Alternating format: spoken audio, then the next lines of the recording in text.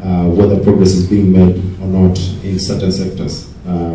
There's environment, there is agriculture, there is water, all these other, especially urbanization and tracking the movement of people, looking at disasters. For example, right now we are facing severe drought in Kenya. How do we address these challenges?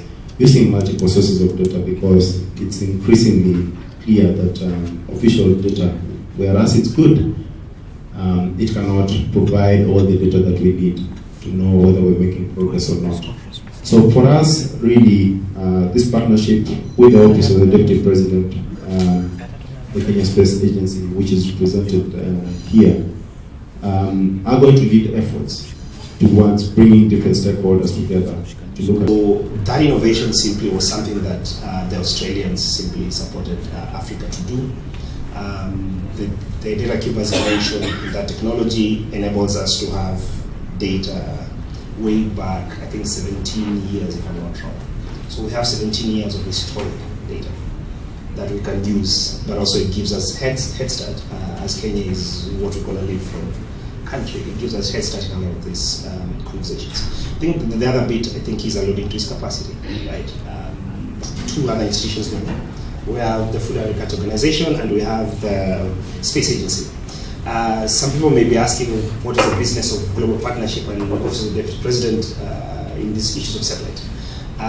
When we were championing issues of data and Earth observations, is that we did not have a space agency. With that kind of board, you are guaranteed that everyone's interest is taken care of. So it's not a military institution, but it is a government institution, or stakeholders represented. As part of our mandate, main is to promote, coordinate, and regulate space activities in Kenya.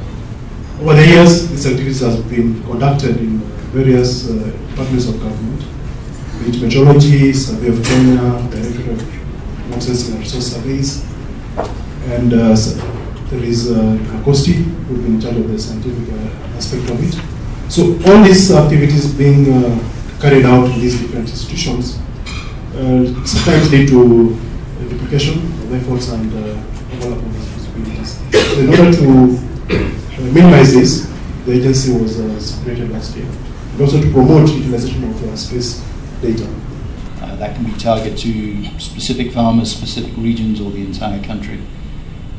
As we move into the future, the demand for food will remain there no matter how many farmers get old and retire and fall out of production. So someone will come in and start farming in their place. So what you will get is you will get a wave of younger people coming into the agricultural sector with new technologies.